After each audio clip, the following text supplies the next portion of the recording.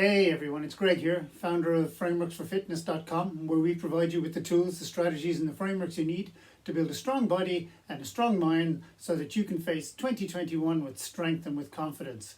So, welcome back everybody. We're back in the Silver Fox shed. I've got Bruce the Bag here behind me. We're going to look today at a mindset training day today. It's Tuesday, it's day 12.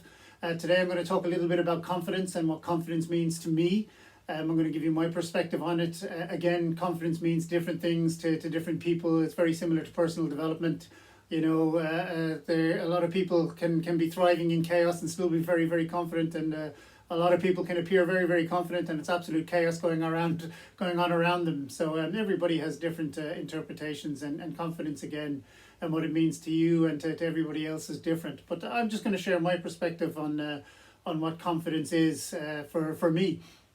The first thing that I would say about confidence is that confidence comes from competence. When you're really, really good at something, or when you're practicing something a lot, you build confidence from doing that. So the more you do something, the more confident that you become at it. So if we take, for example, what we're doing here with the physical training here and strengthening the body, the more competent we become at doing it, the more confident we become at it.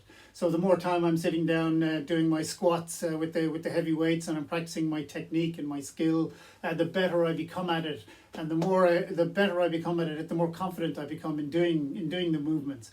And then that allows me to build and build the weights and do more reps and more sets. So that competence of learning the skill, of learning the technique of what I'm trying to do, always helps in building confidence, because the more you practice anything, the better you become of it.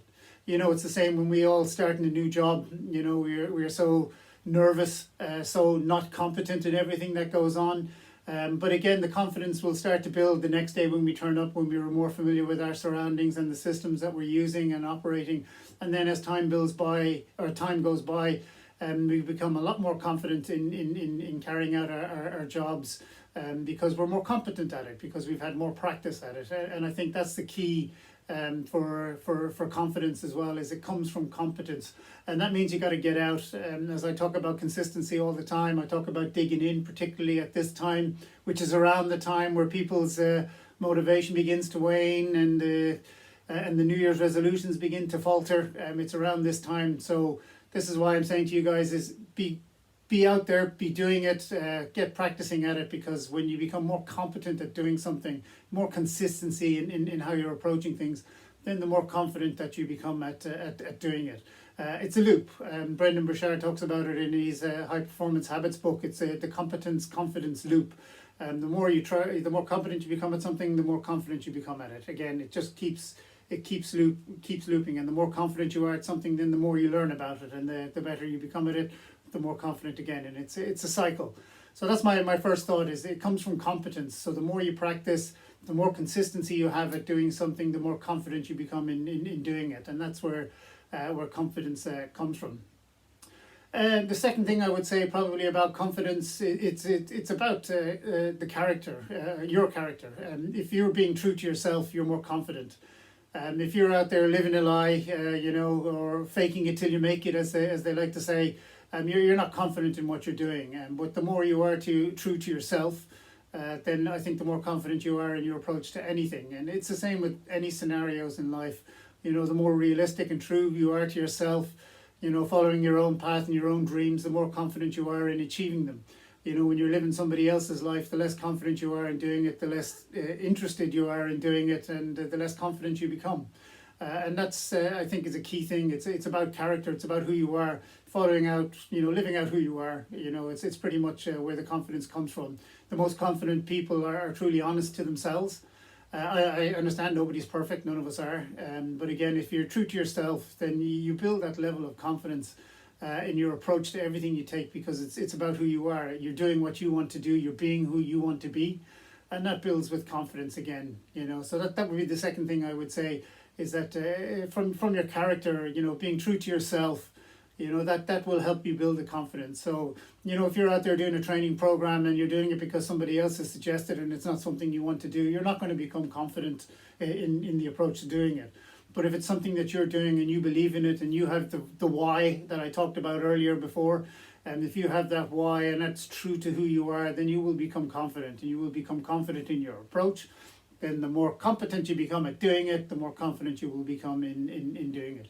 So that's my second thought, is be true to who you are, and that just exudes confidence in your approach and your ability in how you do things. And that's not just in the fitness, but that's in life in general as well. The third thing I would say about confidence is that everybody is confident in one area or another. You may not be confident in everything, you may not be brilliant at everything, you may not be competent at everything. But there's always one area that everybody excels in. Some people excel at work, where they're extremely confident in their approach to work, and everybody goes to them and asks for advice and looks for help and support because they're extremely confident in handling situations that happen in work. Other people are fantastic at it and very confident in their approach to their fitness, and you see them, out running or jogging or cycling or whatever that they're doing in their sport, and they're very, very confident in that approach with that sport or with their families. A lot of people are very confident in their families and in their relationships, and that builds for them. So there's always one area that we are confident in, and we can use that then to build in other things. There's nothing that we're not capable of figuring out. That's one of the mantras I live by.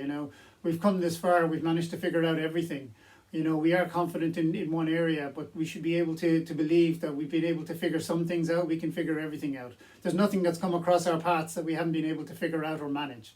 And I think that's another level of confidence that we can take. So we may be good in one particular area, but we can carry that through to other areas. There's nothing you haven't figured out so far in your life, and nothing is going to change that. So that's pretty much my three thoughts on confidence. I hope you enjoyed that. Love to hear your comments below on what you think about confidence. As I said, the more competent you become at something, the more confident you will be at it. The more true you are to yourself and living the life that you want to lead, the more confident you will become at life. And then we're all confident in one area, and there's nothing that we can't figure out from that one area that we can't bring into other areas. We've come this far, we managed to figure things out, so there's nothing we can't do that'll help us figure it out. That's my three thoughts and my perspective on confidence, as I said, guys. So please like, comment below, share if you think this is useful to somebody else. Love to hear your thoughts on it. Until we talk again, tomorrow is another body training day, so we will be back in the Silver Fox shed here again, doing some more training. So until then, guys, I shall see you.